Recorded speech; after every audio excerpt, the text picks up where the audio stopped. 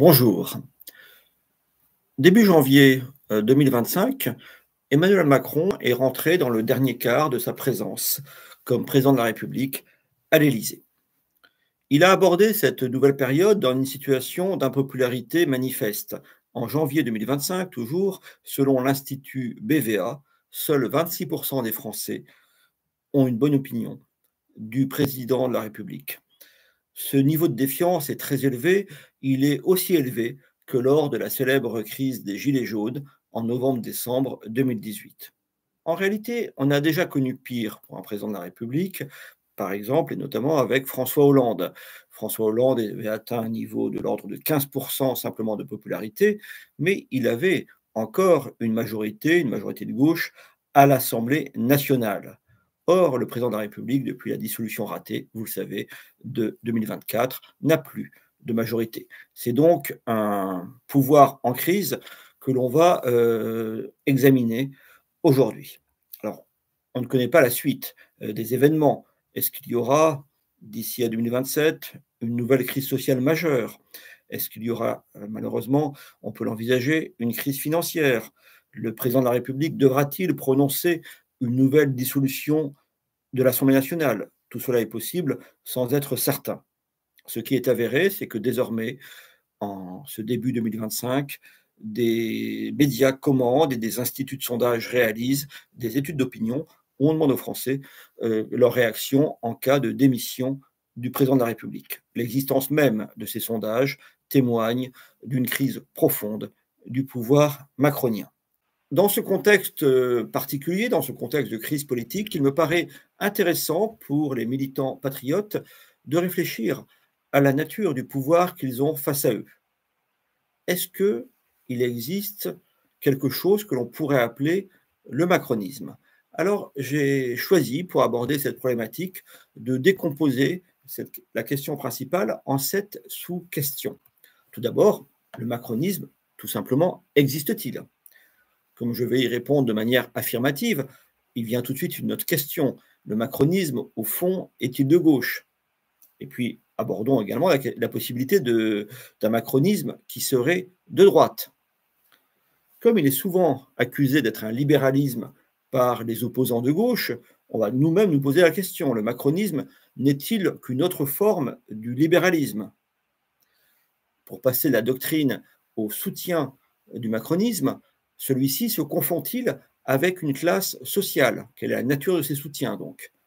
Enfin, de questions plus politiques, le macronisme a-t-il réussi? C'est une forme de provocation, bien entendu, dans cette question. Et enfin, ce qui est très important, le macronisme peut-il exister après Macron?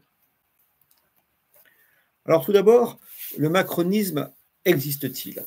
Alors quand on adosse à un nom propre, en l'occurrence Macron, un suffixe en isme, cela signifie que l'on considère qu'au-delà de la personne, du leader politique considéré, il y a quelque chose qui le dépasse. Alors ça peut être tout simplement un style, une façon d'exercer le pouvoir.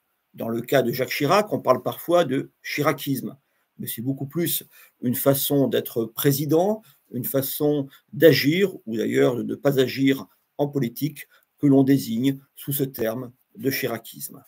Inversement, il y a d'autres leaders, je pense à Margaret Thatcher ou au général de Gaulle, où là, on va parler de thatcherisme ou de gaullisme et désigner par cela une vision du monde, voire même une doctrine, une ligne politique qui aura survécu à son auteur et à laquelle on pourra se référer à cette ligne politique pour son contenu et pas seulement pour le style d'exercice du pouvoir de la personne considérée. À partir de là, voyons s'il existe un macronisme qui serait autre chose que le style de pouvoir exercé par Emmanuel Macron. Est-ce qu'il existe une doctrine, une idéologie macroniste? Il se trouve qu'il existe des textes de référence en matière de macronisme. Ces textes sont généralement assez anciens. Ils datent d'avant ou de juste après l'arrivée au pouvoir d'Emmanuel Macron. J'ai retenu 2 discours. D'une part, celui tenu lors du meeting d'En Marche à la Mutualité, le 12 juillet 2016. Emmanuel Macron Il n'était pas encore candidat, mais il était déjà à la tête du mouvement En Marche.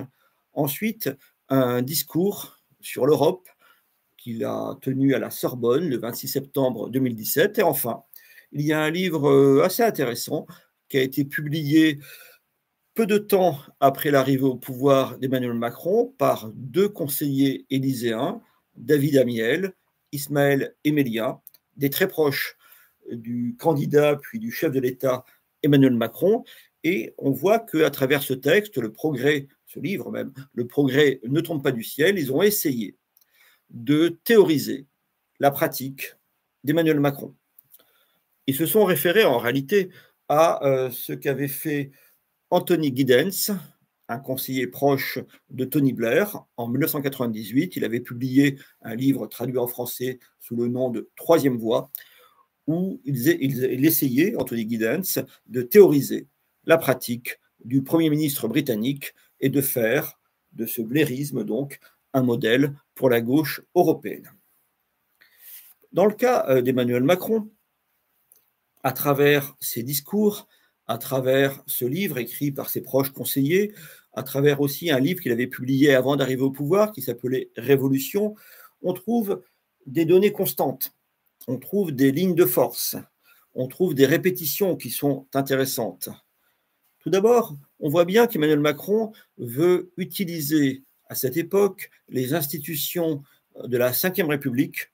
Il veut utiliser à son profit la verticalité notamment du pouvoir présidentiel pour faire une véritable révolution par le haut.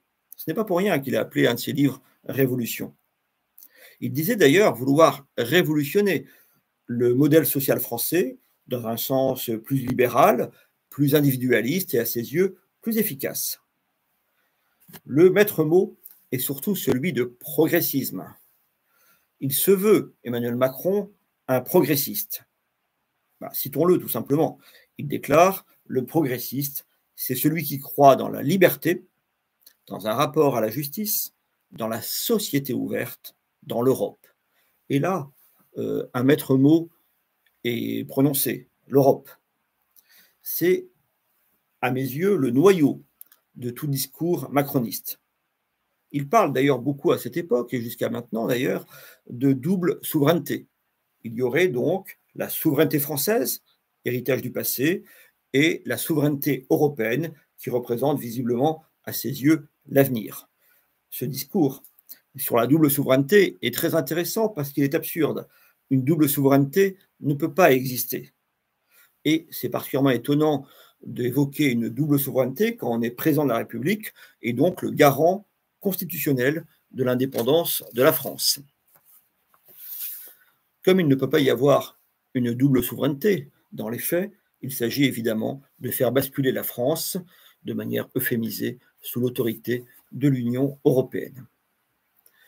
Plus généralement, on a un projet de société ouverte, donc, porté par Emmanuel Macron. Et ce modèle est clairement un projet post-national. Pour le caractériser, je crois qu'il faut citer notre président Jordan Bardella dans sa déclaration au Figaro du 23 septembre 2023. Jordan Bardella déclarait donc, je cite, « Emmanuel Macron est un Jean-Luc Mélenchon patient qui déconstruit progressivement notre pays de bas en haut, en prenant son temps et en prenant le temps de la déconstruction. » Il y a aussi d'autres éléments que l'on voit apparaître de manière répétitive dans les discours macronistes. Tout d'abord, un goût pour le mouvement perpétuel des choses et des gens. Il s'agit à ses yeux de lutter contre ce que le sociologue Michel Crozier, il y a bien longtemps, avait appelé la société bloquée.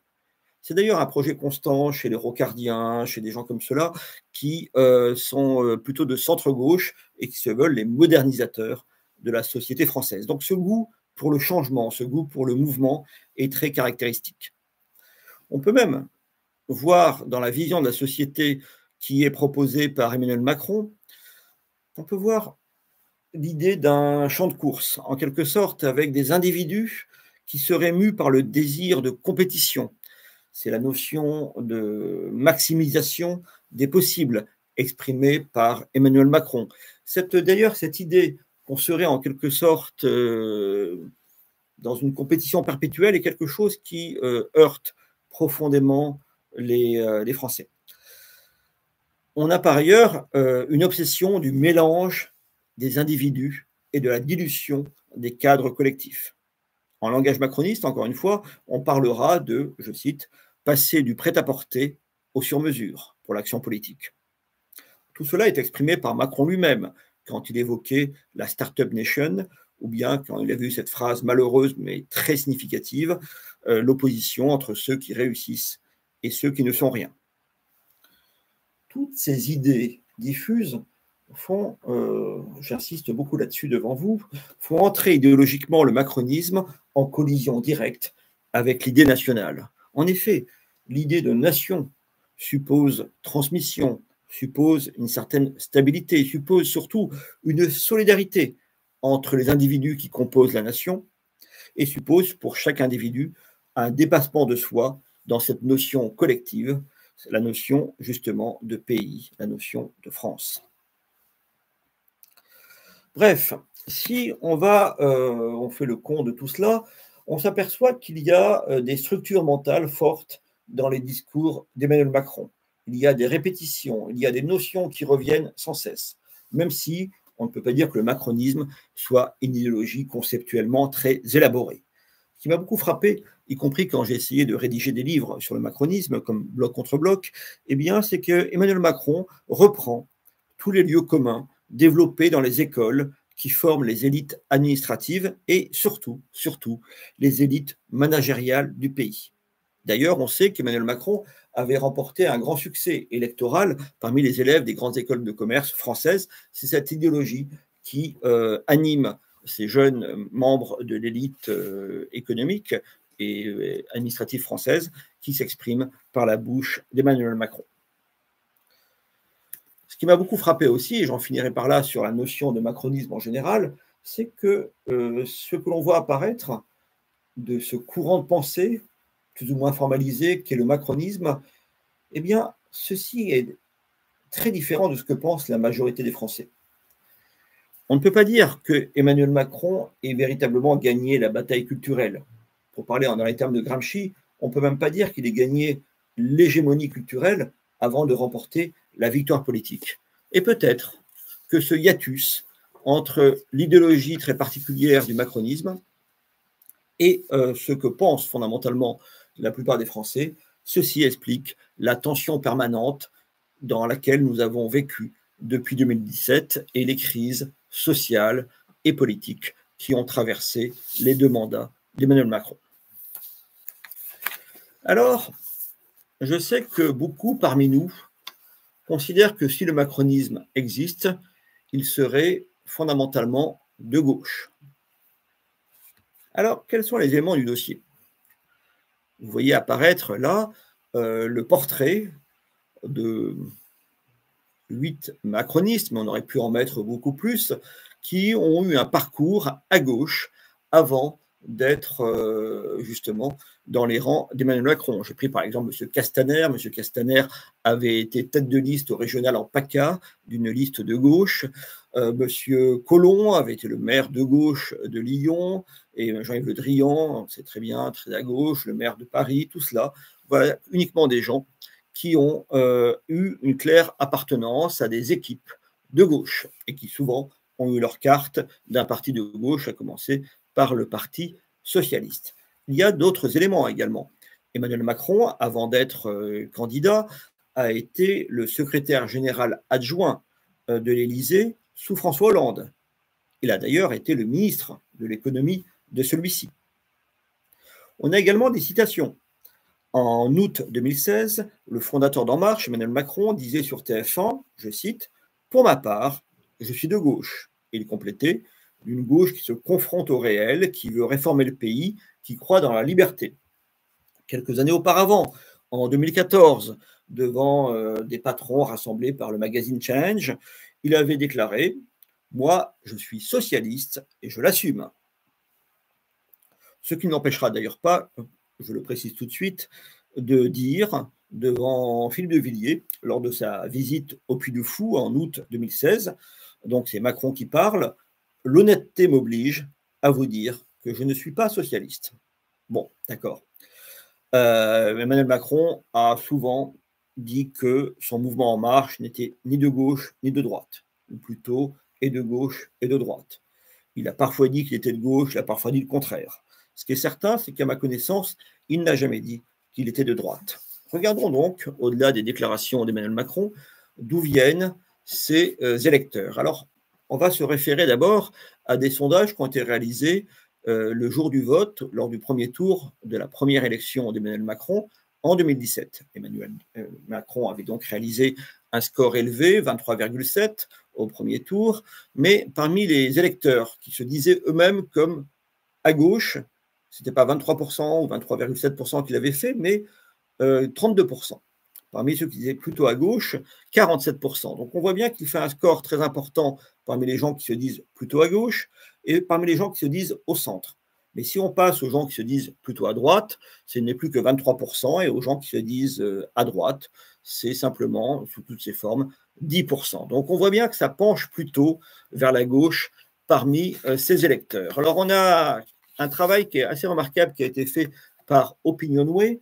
Ils avaient étudié en 2017 lors des élections présidentielles au premier tour, puis 2 ans plus tard lors des élections européennes de 2019, ils avaient demandé aux interviewés pour qui ils avaient voté 5 ans ou 7 ans auparavant lors du premier tour de l'élection présidentielle de 2012. Cette élection présidentielle de 2012, qui s'était finalement achevée par la victoire de François Hollande, avait été un grand moment du clivage gauche-droite, et il y avait un affrontement assez clair entre une gauche dirigée par François Hollande, une gauche dirigée par une droite dirigée par Nicolas Sarkozy. Donc quand on regarde d'où proviennent les électeurs qui ont voté Macron au premier tour de 2017, on s'apercevait que pour 44% d'entre eux, c'était des anciens électeurs de premier tour de François Hollande en 2012. Inversement, seuls 17% des électeurs de Macron au premier tour de 2017, c'est le tableau que vous avez sous les yeux, avaient voté en 2012 Nicolas Sarkozy. Et puis pas mal avaient voté également François Bayrou. Mais globalement, vous le voyez, pour moitié, ce sont des électeurs de gauche qui composent l'électorat de premier tour de Macron en 2017. Et vous le voyez également, on va y revenir, que 2 ans plus tard, les choses ont beaucoup changé. Lors des élections européennes de 2019, ce ne sont plus que 29% des électeurs de la liste Loiseau, la liste donc macroniste, qui provenaient de l'électorat François Hollande de premier tour 2012. J'espère être assez clair. Et inversement, dans la composition de l'électorat de Madame Loiseau, de sa liste, de la liste macroniste en 2019, on avait une proportion très importante d'anciens électeurs de Nicolas Sarkozy, 38%. Donc on voit bien que l'électorat macroniste de premier tour de 2017 est clairement à gauche, dans sa majorité, mais inversement, il s'est recomposé 2 ans plus tard, et là, il est davantage un électorat de droite. Ce qui est certain, c'est qu'au moment de son apparition, l'électorat d'Emmanuel Macron est un électorat qui est plutôt de centre-gauche. C'est vraiment une fraction de cette gauche qui a voté oui en 2005, une gauche donc assez europhile, une gauche légèrement libérale. De cette gauche-là, visiblement, a pris son indépendance par rapport au reste de la gauche et a trouvé dans Emmanuel Macron son candidat, bien sûr, avec l'appui des électeurs centristes amenés dès cette époque-là par François Bayrou. Voici donc les éléments pour dire que le macronisme serait finalement de gauche. En tout cas, on voit bien qu'il l'a été lors de sa naissance électorale en 2017. Mais si on aborde maintenant l'autre hypothèse, celle d'un macronisme qui serait de droite, il y a quand même des éléments qui vont en ce sens. Alors vous avez là aussi une galerie de portraits, j'en ai mis 8, il pourrait y en avoir davantage. Monsieur Retailleau, qui est ministre quand même d'un gouvernement qui est sous l'autorité d'Emmanuel Macron, mais vous avez Bruno Le Maire, qui a été longtemps ministre, Édouard Philippe, venu de la gauche, qui a été le Premier ministre d'Emmanuel Macron durant le premier mandat, Aurore Berger, Olivia Grégoire, Franck Riester, tout cela, eh bien, ce sont des gens qui sont clairement affichés, M. Darmanin bien sûr, qui se sont clairement affichés aux côtés d'Emmanuel Macron et qui ont un passé politique, un passé partisan clairement de droite. Et effectivement, si je reprends la même étude d'Opinionway, et je vais regarder cette fois-ci plutôt le vote aux européennes 2019, eh bien, si on ramène, alors là, on considère simplement le rappel de vote de 2012 au deuxième tour, eh bien, pour simplifier les choses, eh bien, en 2019, 49% des électeurs macronistes aux européennes venaient du vote Sarkozy de second tour de 2012, au lieu de simplement 38% qui, eux, venaient du vote Hollande de deuxième tour. Donc, dans tous les cas, il s'agit d'un vote composite, mais on voit bien que très rapidement, sous l'effet probablement d'événements comme la suppression de l'ISF, enfin en partie, également peut-être la répression des Gilets jaunes, eh bien, le macronisme avait pu apparaître comme suffisamment réformateur, suffisamment libéral, voire suffisamment à la partie de l'autre pour plaire à une partie des électeurs de droite et des électeurs sarkozystes. Là, on va plutôt regarder le vote en 2022, donc la dernière élection présidentielle, le vote de premier tour. On s'aperçoit que si Macron a réalisé à peu près 28% des suffrages exprimés au premier tour, eh bien, c'est 32% des sympathisants des Républicains qui l'ont choisi dès le premier tour.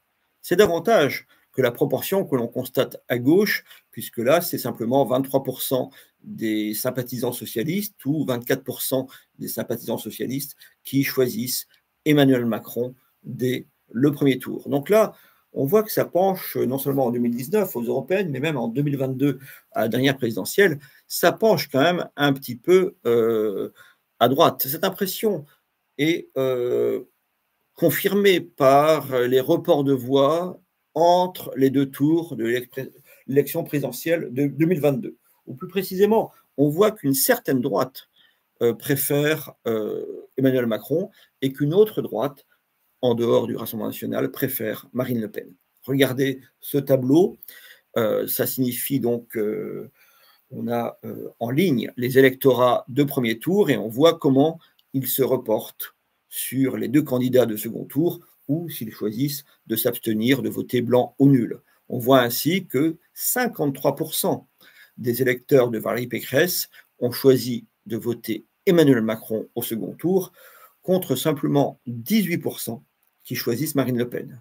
Et inversement, un autre électorat d'un candidat se disant clairement de droite, Éric Zemmour, eh bien ceux-là, ils ont fait le choix inverse. 73% ont choisi Marine Le Pen, 10% seulement ont choisi Emmanuel Macron. Alors, si on passe de la simple classification gauche-droite à une dimension plus doctrinale, il y a une idée très fréquente qui est émise à propos d'Emmanuel Macron, que ce soit pour en dire du bien ou bien pour le critiquer. On dit souvent que Emmanuel Macron serait un libéral. Et très souvent, dans les manifestations contre Emmanuel Macron, on dénonce, puisqu'il s'agit souvent de syndicats ou de partis de gauche, on dénonce le supposé libéralisme d'Emmanuel Macron. Alors, il y a des éléments là aussi qui vont en ce sens. Ces électeurs, là, je pense par exemple ceux de 2019, on voit qu'ils ont plutôt un penchant libéral en matière économique. Ils sont favorables de ne pas remplacer un fonctionnaire sur deux partant à la retraite, 72%. Ils sont d'accord avec l'idée que les chômeurs pourraient trouver du travail si vous voulez vraiment. Ils sont favorables à porter progressivement l'âge de la retraite à 65 ans et enfin à supprimer complètement les 35 heures. C'est plutôt ce qu'on appellerait des choix libéraux. On sait par ailleurs, si on considère le style de ses discours, mais plus encore son action politique, que si Macron est libéral, il le serait seulement à la façon d'un haut fonctionnaire, beaucoup plus que à la façon d'un entrepreneur. Alors c'est très difficile cette question du libéralisme, parce que ça dépend des domaines en fait. Alors en matière culturelle, je crois qu'on peut trouver que Emmanuel Macron défend des options souvent assez libérales. En matière culturelle, ça peut être en matière de mœurs, en matière d'immigration, en matière de modèle de société. justement, est-ce que c'est une société qui serait multiculturelle ou pas?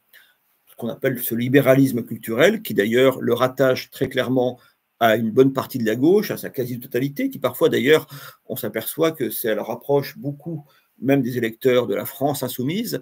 Cette forme de libéralisme culturel me semble assez, voire très présent dans le discours et dans la pratique d'Emmanuel Macron. En matière économique, il y a parfois eu des prises de position assez libérales, notamment avant son accession au pouvoir ou au début de son premier mandat, mais les résultats sont clairement assez peu libéraux. D'une part, les réformes libérales, certaines ont été menées, mais elles sont aujourd'hui au point mort. Il y a par ailleurs un endettement, il y a par ailleurs une taxation des impôts de production, une taxation des entreprises, donc qui ne rattache pas clairement l'action politique en matière économique, donc d'Emmanuel Macron au libéralisme.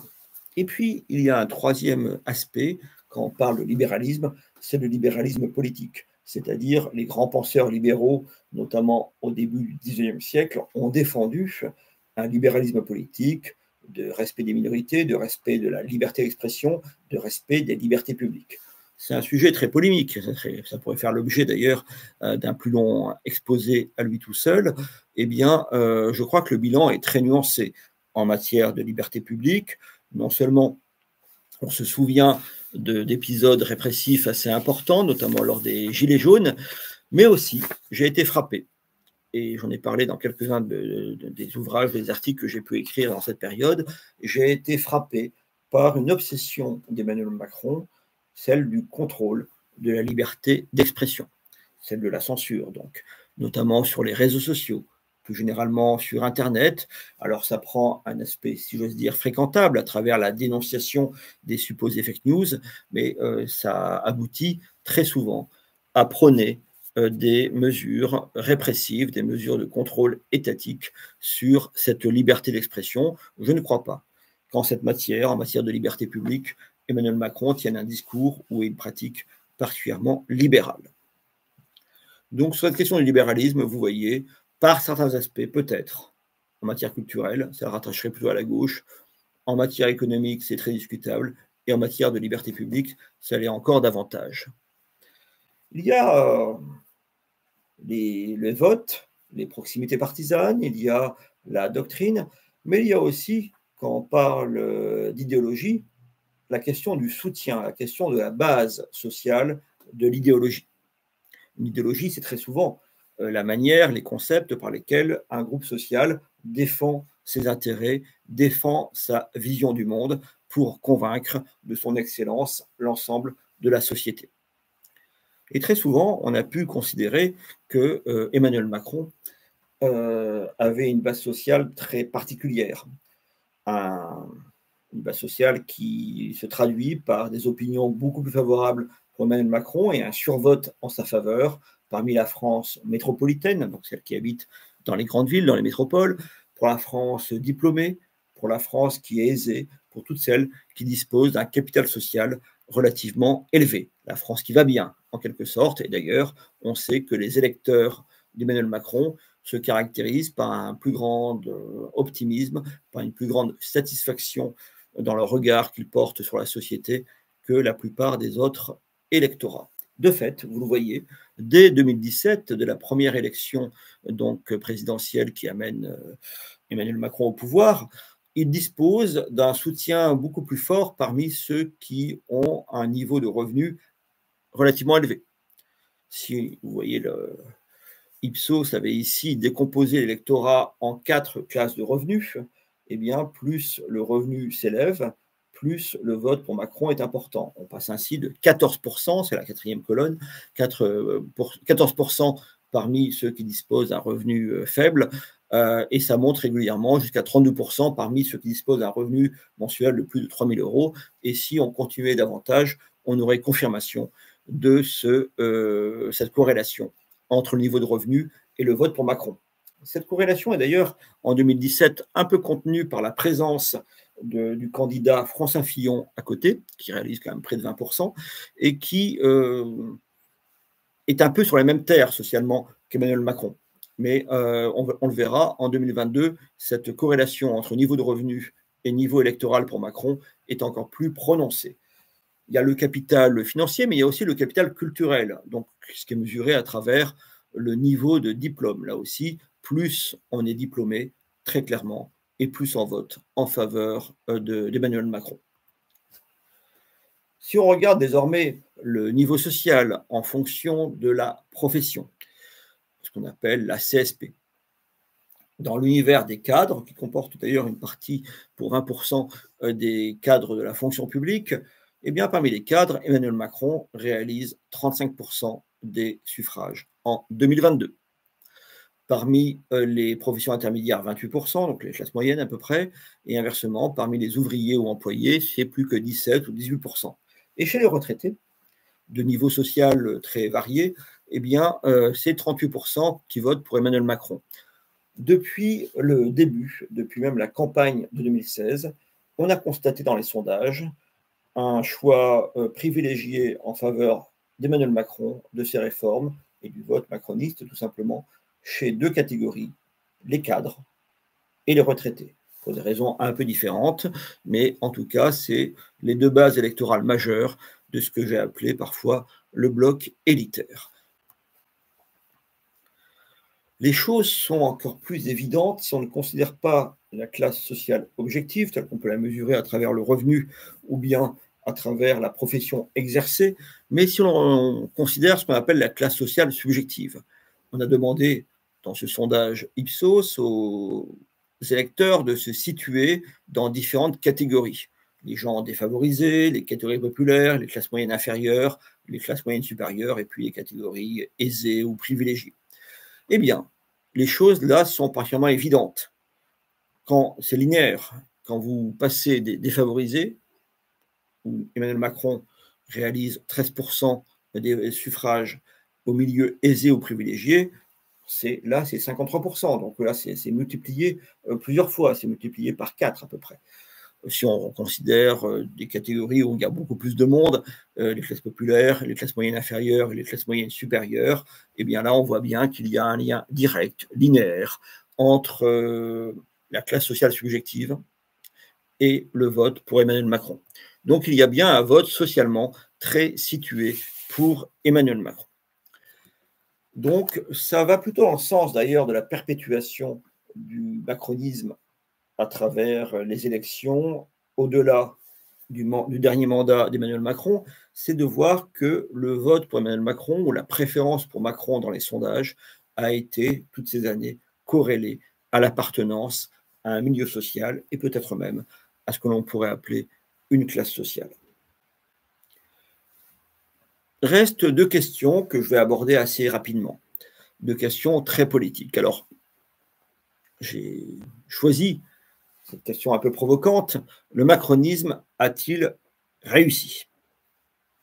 Alors, politiquement d'abord, son bilan est très, très faible. Certes, il a réussi à se faire élire, et dans des proportions moindres, mais cependant assez larges, il a réussi à se faire réélire président de la République, bénéficiant pour cela, il faut le souligner, du soutien d'une bonne partie de la droite et de la quasi-totalité de la gauche. On sait que même Jean-Luc Mélenchon, dès les premières minutes après les résultats du premier tour en 2022, a très clairement appelé à voter pour Emmanuel Macron. Les communistes, les écologistes, les insoumis, les électeurs de Valérie Pécresse ont été appelés à voter pour Emmanuel Macron, ce qui lui permet effectivement de l'emporter. Donc, il a réussi à perdurer à l'Élysée, mais pour le reste, son bilan, même sur le strict plan politique, est littéralement désastreux. D'abord, son parti n'a jamais réussi à exister. Il a changé de nom d'ailleurs au fil des ans, mais c'est un parti qui n'a pour ainsi dire pas d'adhérents, qui n'a pas d'existence réelle dans la population. Ensuite, le macronisme, sous sa forme partisane, sous sa forme politique, n'a pas réussi à s'ancrer dans les territoires, il n'a pas réussi donc à s'installer en tant que tel à la tête des collectivités locales. De manière plus générale, le macronisme a perdu à peu près tous les scrutins à l'exception de la présidentielle. Il a surtout perdu et c'est là où nous en sommes, toute majorité stable à l'Assemblée nationale. Il a même subi une motion de censure. C'était une première, plutôt c'était la deuxième fois, durant la Ve République. Il faut remonter à très très loin pour avoir connu cette situation. Et donc, cette situation de minorité du camp présidentiel à l'Assemblée nationale aboutit à un quasi-blocage du pays sur le plan politique. Et donc, nous sommes dans cette situation inédite, dramatique, de crise politique, comme on n'en a jamais connu sous la Ve République. S'il est très mauvais sur le plan politique, le bilan du macronisme est bien entendu accablant sur pratiquement tous les plans. Dans tous les domaines, la France est tenue en échec. Déclin scolaire, recul, voire même effondrement diplomatique, notamment en Afrique, stagnation économique, situation des comptes publics absolument dramatique, submersion migratoire, pour parler comme le Premier ministre M. Bayrou, tragédie sécuritaire, pression fiscale, notamment sur les entreprises, et pourtant endettement record, déficit public grandissant, etc. Alors, et là je vais être un peu paradoxal, voire même provocateur, est-ce que le macronisme a-t-il tellement échoué? Si on s'en tient aux attentes des Français, certainement. Et donc, si on s'en tient aux promesses électorales d'Emmanuel Macron, c'est absolument évident. Le macronisme a échoué. Mais si on ne considère pas simplement les promesses, mais le projet global du macronisme, ce projet global de déconstruction de la nation, ce projet post-national, ce projet d'intégration sans retour de la France à des instances internationales, eh bien, le bilan est peut-être, malheureusement d'ailleurs, plus mitigé d'Emmanuel Macron. Par certains côtés, s'il voulait amener la France à abandonner sur tous les plans sa souveraineté pour se soumettre à une autre souveraineté, eh bien, et adopter donc ce projet post-national qu'on a évoqué tout à l'heure, eh bien, peut-être que ces difficultés du pays, ces différentes crises, notamment financières, ne sont pas aussi catastrophiques que cela. J'en viens donc, après ce triste constat et cette hypothèse que je reconnais assez dramatique, j'en viens donc à une question à laquelle je ne répondrai pas vraiment. Je vous préviens tout de suite. Le macronisme peut-il exister après Macron? C'est une autre façon de dire, est-ce que derrière cet épisode macroniste, qui au moins au niveau des mots a été un épisode où le clivage gauche-droite a été largement remisé, on a vu, il n'est pas évident d'établir si le macronisme est de gauche, comme le pensent les gens de droite, ou bien si le macronisme est de droite, comme le pensent les gens de gauche. C'est visiblement un projet post-national un peu autonome par rapport à ces catégories. Mais est-ce qu'il s'agit d'une parenthèse après laquelle nous retournerons à un clivage gauche-droite plutôt traditionnel, sous une forme ou sous une autre? Il y a des éléments, évidemment, qui vont en ce sens. Il y a des éléments qui ne vont pas du tout dans cette direction, notamment le fait que le macronisme a su trouver une base politique alliant centre-gauche et centre-droite et centre tout court qui a perduré élection après élection, qui lui a permis non pas d'être majoritaire dans le pays, mais à part la présidentielle, d'être minoritaire, mais c'est une base d'un quart, un tiers des Français qui le constitue en un bloc social et électoral assez important. Et justement, si je parle de bloc social, c'est qu'il y a également une base sociologique assez claire pour Emmanuel Macron, ce qui pourrait plutôt indiquer qu'il pourrait perdurer sous une forme ou sous une autre. Il est très probable cependant que le post-macronisme, si je puis m'exprimer ainsi, a très peu de chances désormais d'exercer le pouvoir.